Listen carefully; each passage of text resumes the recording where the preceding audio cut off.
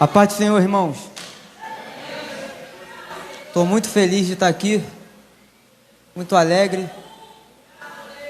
Pastor, quero transmitir para o senhor um abraço do meu pastor Adilson Farias, para o senhor, para todo o corpo ministerial, para essa igreja, e dizer que eu entendo o nível da responsabilidade que é ministrar nesse altar.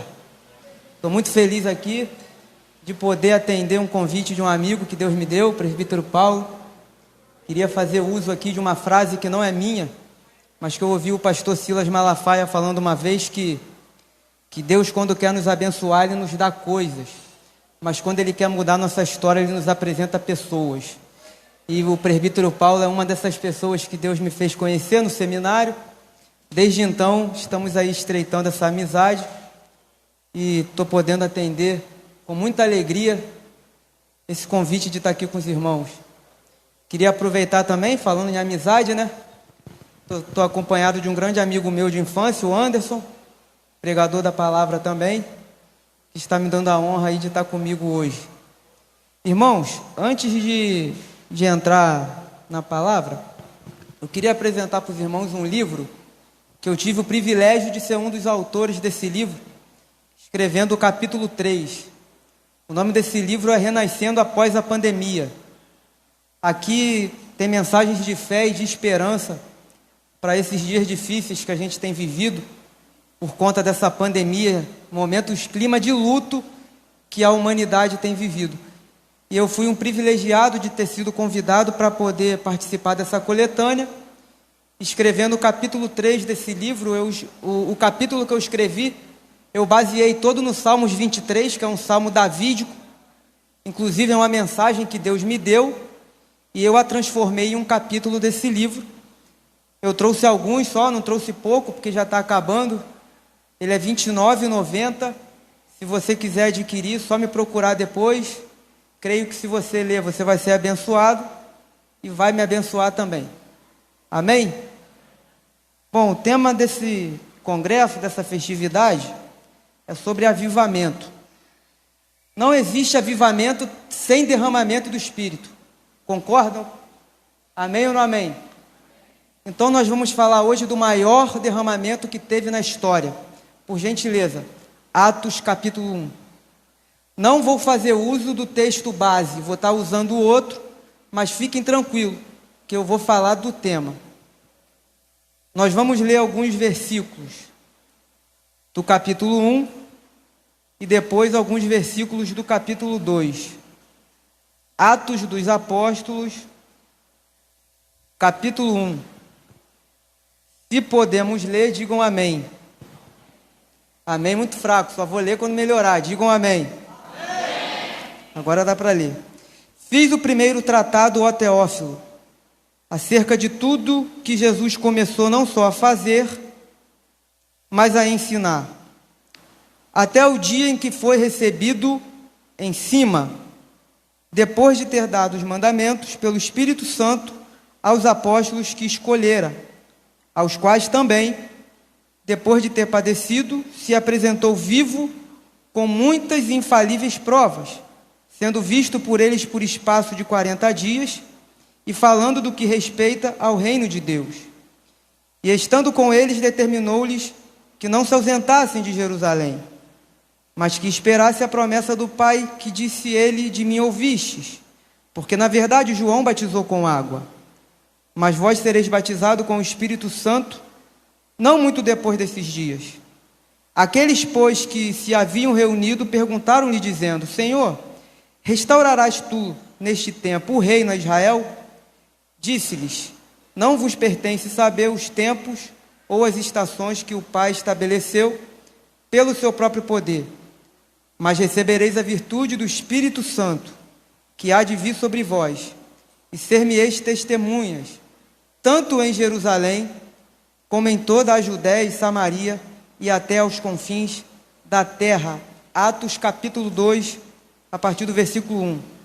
Cumprindo-se o dia de Pentecostes, estavam todos reunidos no mesmo lugar, e de repente veio do céu um som como de um vento veemente e impetuoso, e encheu toda a casa em que estavam assentados. E foram vistas por eles línguas repartidas, como que de fogo, aos quais pousaram sobre cada um deles, e todos foram cheios do Espírito Santo e começaram a falar em outras línguas, conforme o Espírito Santo lhes concedia que falasse. Esse texto é muito conhecido, eu gostaria que vocês não fechassem a Bíblia, porque eu vou precisar recorrer ao texto algumas vezes durante a mensagem, e gostaria que os irmãos acompanhassem comigo. Esse texto é um texto muito conhecido, porque ele marca a inauguração da igreja. Atos dos Apóstolos também poderia ser chamado de Atos do Espírito Santo. Afinal, tudo que a gente vê escrito aqui foi impulsionado pelo Espírito Santo. A gente vê, por exemplo, o apóstolo Paulo, que era um perseguidor e virou um bandeirante do cristianismo. Tudo isso por conta do Espírito Santo. A gente vê Pedro, que era um homem temperamental, que foi capaz de negar Jesus 3 vezes, mas a gente vê ele, depois que o Espírito Santo é derramado, pregando, e quase 3.000 almas se convertem. Então a gente vê que Atos é o livro do mover e do agir do Espírito Santo. E é por isso que nós somos pentecostais e continuacionistas, porque nós cremos que o que aconteceu nos dias de Pentecostes, ou seja, o que o Espírito Santo começou a fazer, ele continua fazendo hoje. Ele não mudou, e o Espírito Santo é Deus. Inclusive o autor de Atos, ele não vai terminar o livro. Os irmãos bem sabem, Atos é um livro que não tem fim. E a gente vê muitas especulações, muitos pregadores tentando adivinhar o porquê que Lucas, que foi o autor de Atos, não vai terminar.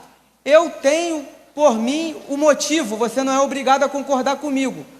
Mas o motivo de Lucas não terminar o livro de Atos foi permissão de Deus, porque o livro de Atos não ter sido terminado é uma mensagem profética para a igreja. Por que uma mensagem profética?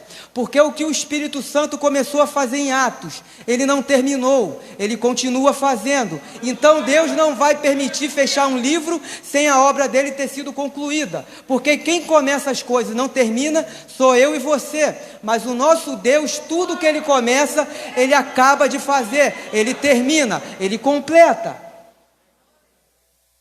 Então Lucas vai escrever o livro de Atos.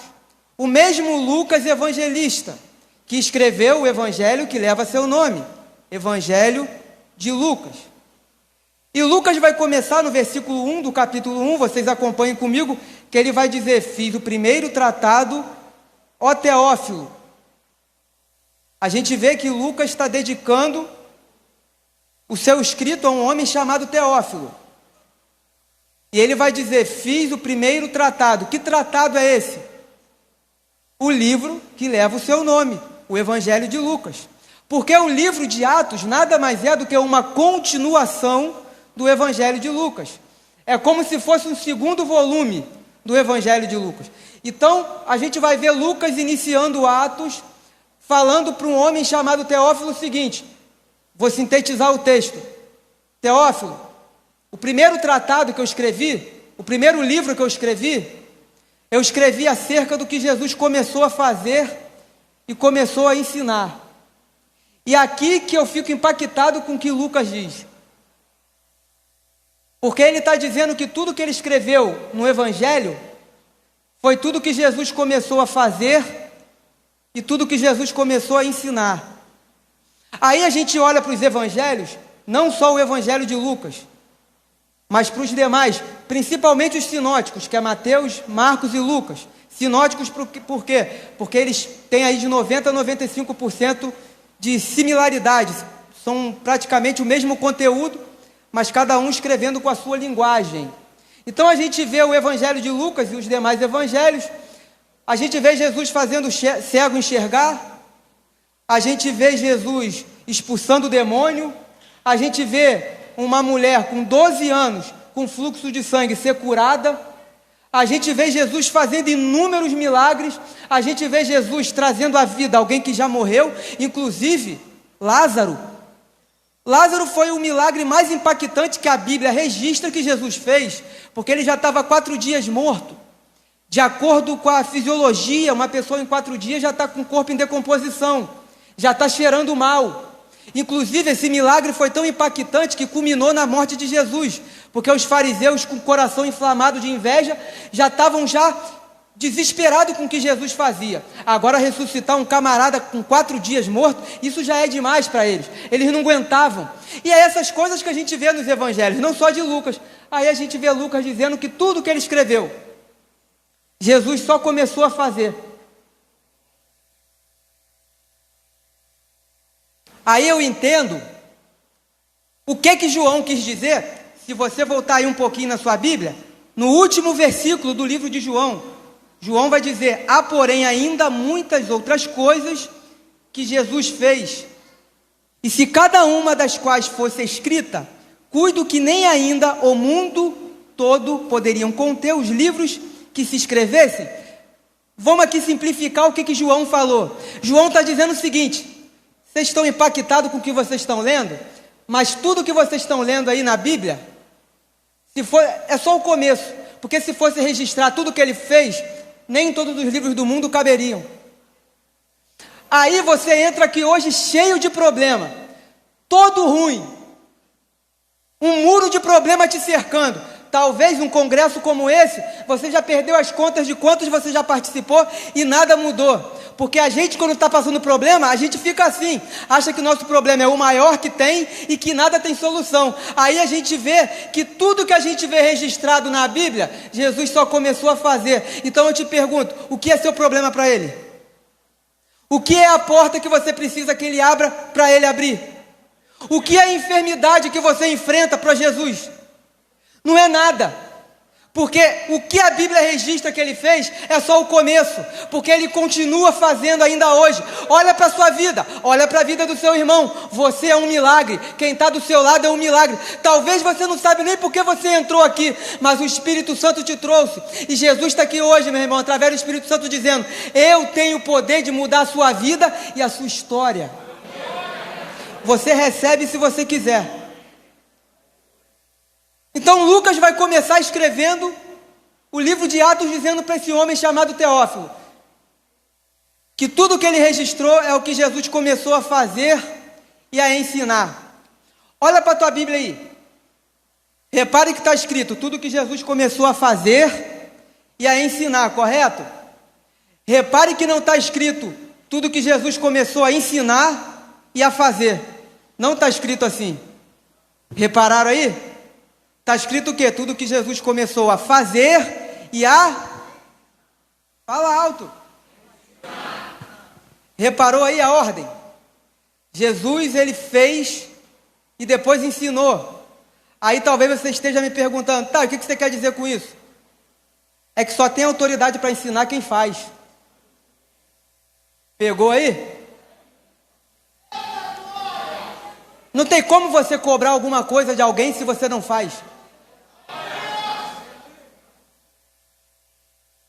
Deixa eu dizer uma coisa: quando você cobra alguma coisa aos outros, coisas essas que você não faz, o nome disso é hipocrisia. E sabe por que Jesus ensinava bem? Porque ele primeiro fazia. E só tem autoridade para ensinar quem faz. Aí você olha na Bíblia, Jesus tem poder porque ele é Deus, mas Jesus também tem autoridade. Qual é a diferença de poder para autoridade? Poder, ele como Deus, ele tem poder, e sendo o próprio poder, ele faz o que ele quer, a hora que ele quer, porque ele é Deus, ele tem todo o poder. Concordam ou não? Agora, quando ele tem autoridade, não está falando só da sua divindade, mas está dizendo também da sua humanidade. Porque o que é você ter autoridade? É você ser uma influência pessoal para alguém. Como assim influência pessoal? Você não precisa às vezes nem mandar. As pessoas fazem porque vê você fazendo. Porque só o seu agir já é um ensinamento. Porque quando você cobra o que você não faz, é hipocrisia. E agora eu entendo o porquê que Jesus debatia tanto com os fariseus. Porque os fariseus eram hipócritas. Eles gostavam muito de cobrar o que eles não faziam. Quer um exemplo? Eles cobravam do povo de uma forma rigorosa a lei de Moisés, por exemplo, sendo que nem eles mesmos cumpriam. Por que eles não cumpriam? Porque os fariseus, eles inventaram a tal da lei oral, que virou Talmud, e eles regiam o que eles achavam ser certo em cima do Talmud, mas na hora de cobrar os outros, eles cobravam pela lei de Moisés. Porque se eles seguissem com rigor a lei de Moisés, como eles seguiam a lei que eles mesmos criaram, eles não tinham crucificado Jesus, eles teriam visto que Jesus era o Messias, eles não teriam feito o que eles fizeram, porque eles eram hipócritas, eles botavam jugo pesado nos outros. O que é jugo? Vamos lá, vamos aprender o que é jugo aqui. No Antigo Testamento, jugo era um utensílio de madeira que pegava em 2 animais de carga. E de acordo com a lei de Moisés, os animais de carga eram o boi ou um jumento. E era contra a lei ser um boi e um jumento. Tinha que ser ou 2 jumentos ou 2 bois. Por quê? Porque o jugo era o que ficava preso no pescoço dos 2 animais, aquilo machucava e pesava. Mas era por ali que o homem conseguia arar a terra. Porque o arado, o que é arar a terra? É preparar a terra para o plantio.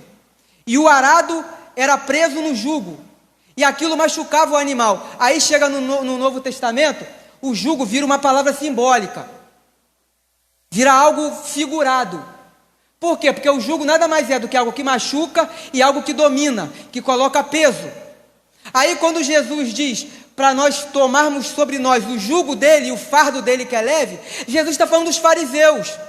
Porque os fariseus só sabiam condenar, enquanto Jesus veio para apresentar a graça, eu perdoo.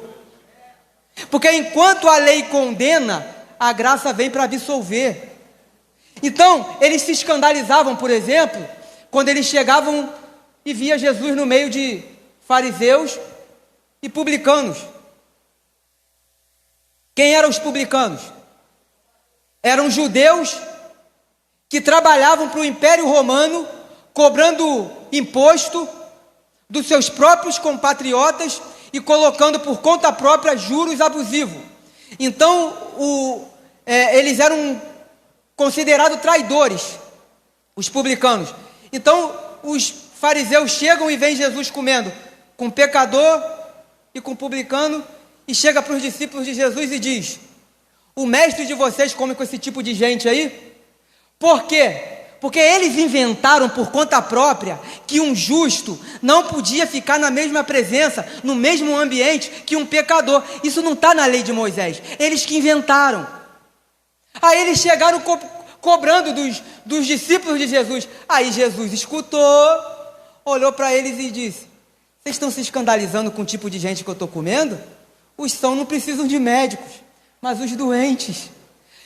Jesus está dizendo o seguinte: vocês estão condenando eles, sem vocês ter condições para isso. Agora, eu que tenho poder para condenar, não estou condenando, estou aqui para absolver, eu perdoo.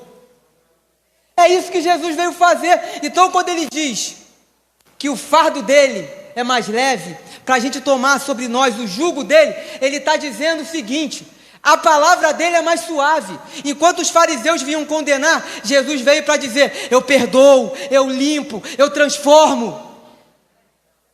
E é isso que através do Espírito Santo ele está fazendo aqui hoje.